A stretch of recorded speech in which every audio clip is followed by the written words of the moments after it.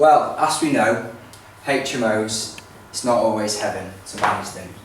It can be quite difficult. I'm going to run over a number of situations that we've encountered over the course of the last few months, and I'm going to just let you know how we went about tackling them. There's quite a differing levels of experience in this room. There's some people I know here who've got quite large portfolios, have vastly experienced in managing property and HMO. There's other people that are perhaps quite new, like Brad, for example, who's looking at investing in the market. So some of you are going to have seen these 9 things before, and some of you it's going to be brand new. So, for example, you may have a very nice house like this one. This house doesn't actually belong to anyone, does it? No? Okay, but you might have a nice house like this one, and you can quite quickly start to look like this if you get younger student tenants in it. And that's a worst case scenario. It can end in a disaster. Now, I'm sure some of you have seen this that happened in Fallowfield about a year or so ago, when about 300 students crammed into a HMO in Fallowfield after an exuberant post-exams party, and they ended up careering through the floor and into the basement. So obviously the guy who owns this house probably was under a lot of scrutiny after that happened, and he's got to say, well, this is an unprecedented amount of people. This is not what this house is meant to do. It's not a nightclub, and you know, this is what's ended up happening to him. At Ideal House Share, for this reason, amongst many others, we only deal with young professional people. So I can't say that they're angels all the time, you know, I'm sure that they do have parties, etc., but nothing on this scale, and we're really going to minimise the kind of the risk and the damage that can happen when you've got students in your properties. So, another problem that you might have come across is the problem of cost, the problem of water bills in particular. In a HMO, it's always best to be on rateable value, to just pay the same amount on each month, irrespective of what the usage is. But I've come into contact, or I have it under my management, properties that I inherited on meters. This particular property that I'm going to use as an example now is Black Swan Hotel. It's a property that I've got in the Leeds area, and we converted it from a hotel into a 13 ensuite bedroom hotel, and the water bills were astronomical, like ridiculous, and I had to do something about it because it was really eating into my profit margin.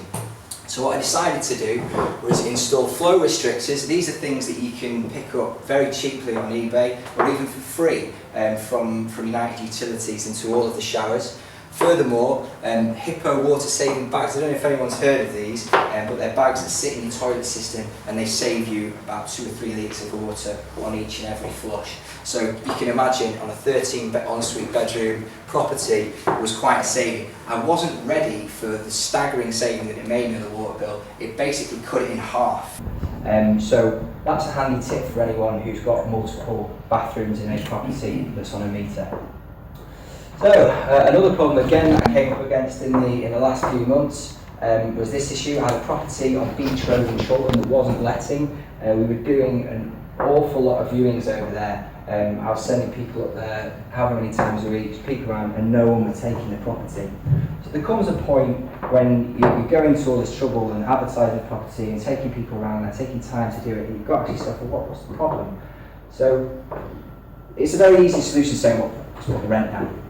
But that's not really the right solution. What I'd rather do is look at it from an empathetic point of view and say, what are these people seeing that perhaps I've missed? What is it they're seeing that I've not? What's the feedback from these viewings?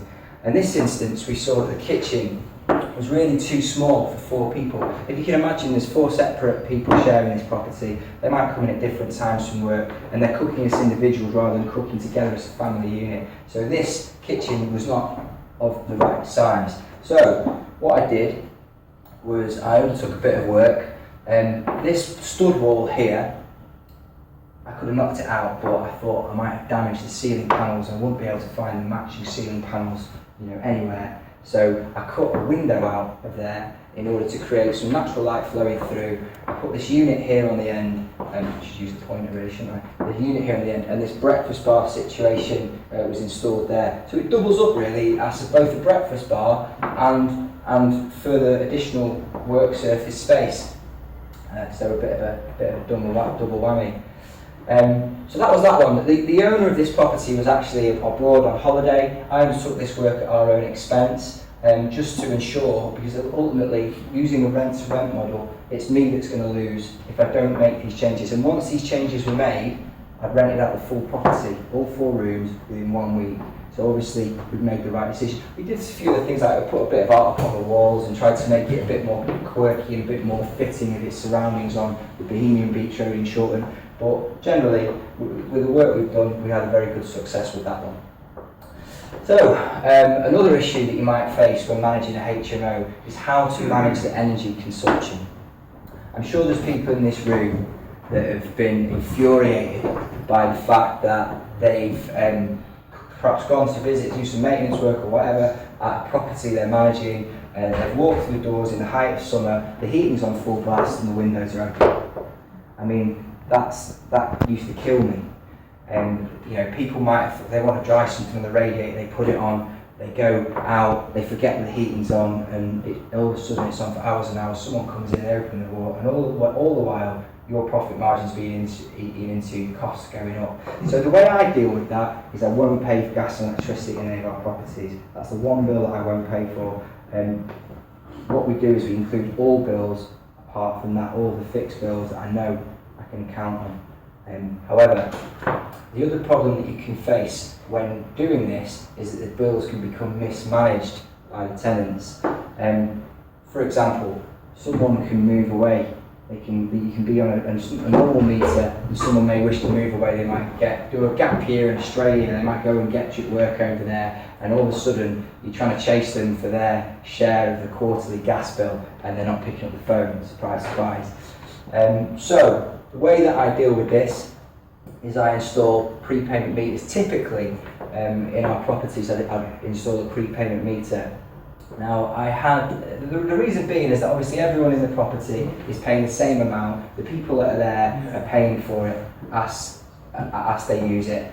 The problem that I had someone question me about it from Manchester City Council. They said, "But Chris, you know, what if the electric runs out and you're going to put people at risk because the fire alarm system isn't working?" Well, there's a simple answer to that. Each and every smoke alarm has got its own independent power source as backup. It's got batteries built in, whether they're actually built into the smoke alarm themselves or whether they're standard batteries that go in that we obviously test regularly. So when the houses are a bit larger, what we find is when you've got a house of 4 or even 5, they kind of have a community element within that house, or a tighter community element in the house. They can manage the bills between themselves. So when you go up to 6, 7, 8 people, it becomes a bit more difficult. So what we've done to engage with that is take a surcharge off each and every person of £30 a month, and I'll go around and physically top up these meters myself on the first of the month to ensure that everyone's paying a fair amount, everyone's paying an equal amount, and they're not running out every 5 minutes, and it's not kind of hampering their experience of my company. Furthermore, if any landlord of ours decided that it wasn't for them at the end of our tenancy there, we would be happy to put them back in at the standard meters. So these are some of the problems that I've encountered over the last 3 to 6 months. But of course we've been going for 6 years at Ideal House Share. We started in 2009 and we've encountered many problems along the way. And what we've done is implement procedure, implement strategy that's going to deal with any eventuality that arises in one of our houses. So as I've just touched on, we started in 2009, we're based on the rent-to-rent model. We operate in the M20 and M21 area. We've got a very, very strong brand amongst our tenants. We market ourselves on multiple channels, and we've developed a very solid infrastructure over the years. So, what can our tenants expect from us at Ideal House Share? They can expect high living and service standards. They can also expect that care is taken to ensure compatible tenants. And it's not just about, at Ideal House Share, I started it when I was 25. So I kind of grew up in the demographic of the people that I'm dealing with. So I very much understand the market, and the staff that I've got in the office are of that same ilk. They've been doing this, they've been living in these house shares, or they are within that target demographic still. It's not just about, when you're looking at compatible tenants, it's not just to say, what's this guy's working patterns like? what age range is he in. It's more than that. It's delving down and looking at everyone on. You can imagine it. It's like the eHarmony philosophy when you're looking at more personality traits and making sure you get the right personalities to move in and live with each other, because you're obviously managing these social relationships as well as the property. And attuned to that, we have a partnership with a company called Social Circle. Social Circle are an events company that organise over 100 events per month in this area, in the city centre and in the Didsbury and Chorlton area. Things like country walks, things like free cinema tickets, things like free gig tickets, comedy club, fitness classes, etc., etc. And that's all absolutely free to all of our tenants. And this might be all a bit fluffy to you guys who are the owners and the investors, but what it does is it drives levels of retention, it drives levels of satisfaction, and it keeps our houses full, and we get an awful lot of word of mouth, people coming to our front door on account of the fact they've heard that we do all these additional things, that we have a football team, etc., etc. So, back to you guys. What can our landlords expect from us? Well, because it's a rent to rent, we're guaranteeing the yields, and there's not going to be any voids going forward. We pay you the rent come rain, wind or shine. Furthermore, all the bills are managed. Obviously we've discussed the prepayments and the electric and gas bills being looked after internally by the houses, but all of the other bills are looked after by ourselves. We have regular cleaning and maintenance services. Now our cleaners go in every other week. They're double agents. They're not just cleaners, they're spies. They can pick out any potential problems at the property. They can report any maintenance issues that have gone unreported, although that doesn't happen too often, I must say, but when it does, they're there to keep an eye on things. They've got someone going in there regularly, whereas in another estate agent you might have someone doing a quarterly or an every 6 months inspection. Okay, so minor maintenance and general wear and tear is mostly covered by Ideal House Share. I'd always recommend that you were to get a British Gas home care agreement on each property, because for the money they're fantastic policies, and they'll cover you for your boiler, your drains, your electrics, your appliances, and they're very well priced. So I'd always recommend someone was to engage with one of those. The only other thing that I wouldn't pay for is structural stuff and the roof. But anything, I'm not going to be billing you or phoning you up talking about door handles that have come off or repaints or etc., etc. Any general wear and tear, we'll just deal with it as part of our service. It's not really, worth our while to pursue. I've got to pay my maintenance team whether we paint your kitchen wall or not. So that's what I do. So we discussed marketing earlier. Now on the digital forum, we're not only on SpareRoom, which I'm sure most of you have used previously, we have great performance on search engines. You can see here, these are our weekly stats for our website. We've had 650 new visitors to our website in that particular week. We've got social pages on Facebook and Twitter, and you'll see there at the bottom we've got nearly 12,000 followers on Twitter. So we've got a great audience and have lots of relevant conversation within that sphere. But it's not just digital. At Ideal House Share, we've got connections with lots of local companies. This one in particular is one that I've just done a deal with Softcat. We offer a small discount on fees to their employees.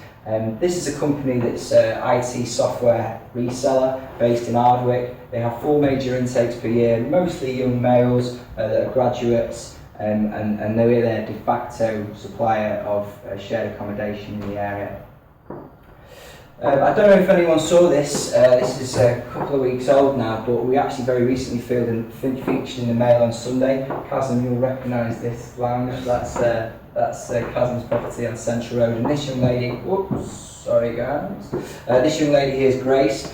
She's a solicitor, and that's kind of indicative of the kind of tenants, the calibre of tenants that we get. And she gave us a great article in there. She came up with this quote: Ideal House Share goes even further by placing young professionals together in a well-managed home in sought-after postcodes and organising social events for all tenants. So that was really good bit of PR for us there. So, the company, Ideal House Share, over the last 4 years, it's gone from strength to strength. We've in fact increased gross profit by over 200% in the last 4 years and turnover by over 250. So we're on the way up. I touched on before the fact that we've got a great infrastructure. It's not only myself, obviously we've got a marketing department now, we've got an IT and digital guy, we've got my very Sarah, great ex-office manager, our apprentice Theo, an accounts department, a maintenance team, cleaning manager, etc, etc. We're based in West Didsbury. We've got a local office there above Evie's Retreat on Lapwing Lane. You're more than welcome to come in and see us at any time you wish. We own our own vehicles, we've got our own equipment, we've got a storage facility in Stockport where we keep lots of appliances that I buy at auction along with furniture and anything else if we need to ferry those into houses. We've also developed a very detailed internal process over the years. So what that all means is that we're in a perfect position to stimulate the growth of our portfolio, and that's obviously what I want to do at the moment. Not only through our natural and organic growth as landlords talk to us, to their friends, etc. Also obviously events like this. However, that leads me nicely on to my new project, which is investor.co.uk. Investor.co.uk, it's the investment arm of our business. And the reason why I set it up was that I felt in a couple of instances I was having the rug pulled out from underneath my feet. What I mean by that is we had a fabulous house with great tenants in there. We'd been there for a long time. We were generating money for the owner. I was generating money for our company. But for reasons out of my control, the landlord needed to sell, to bring money back into bring capital back into his hands. He needed to sell the property. And it ended up being sold to an owner-occupier. And I thought, oh gosh, I'm trying to build this great business. I'm bringing on more staff. I'm increasing my costs, and I'm losing a property. Although it's a 1 out of 30, it's still a loss. And I thought, wouldn't it be wonderful if I had a panel of investors, a panel of people that are interested in this market that I can turn to in a time like this and say, Kazim, David, John, here's this opportunity. I've been managing this house for 5 years. It's X amount of money. It needs to be bought. I can guarantee this money coming to you, and this is the yield. And really, it's a no-brainer for anyone to take on that proposition, especially if the financials stack up for you. So that's what I'm looking to do, to get a panel of people that are in that kind of position, that are able to increase my levels of retention if indeed this scenario was to rise again. But if I'm going to go to the trouble to generate this sort of panel, then why not source further properties for them? Like this one. This one is on the market at the moment on Wilmslow Road. It's a 7-bedroom HMO. It's £380,000, and I could guarantee the rent on this. If someone was to buy it, I could guarantee the rent on it within a month of completion. And the reason I'm giving myself that leeway is obviously you might have to go in there and do some light refurb, you might have to furnish it, I'm going to have to market it. But within a month of you having handed the keys, I can guarantee the rent back on this. The yield on this one, I could guarantee will be about 6%. Now, this one's, Lynn's touched on this already, but this one's down as a C3 with the council at the moment, which means you need to have a certificate of lawful use as part of any sale agreement. Now, I sort of delved a bit further and spoke to a chap at Manchester City Council called Dave Lawless, and he informed me that on this particular property, he'd need historic tenancy agreements to show that it had been used as a HMO, and that would be fine to be granted a certificate of lawful use, which I can tell you that it has got that. So, it wouldn't need a licence this one because it's only over 2 floors. So let's go back to yields. We just spoke about, going the wrong way.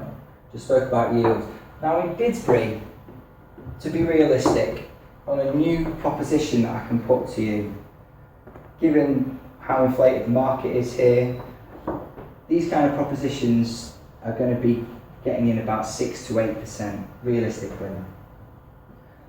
Now, the flip side to that coin is obviously here we're getting much higher levels of capital growth.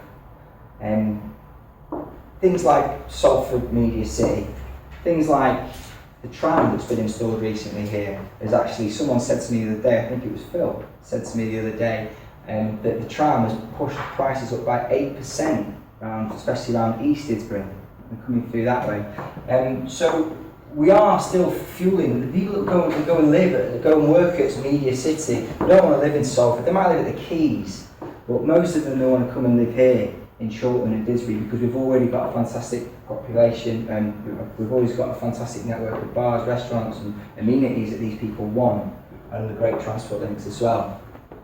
So between that 6 and 8%, you're going to get the higher returns on the fringe areas of Didsbury and also in Withington.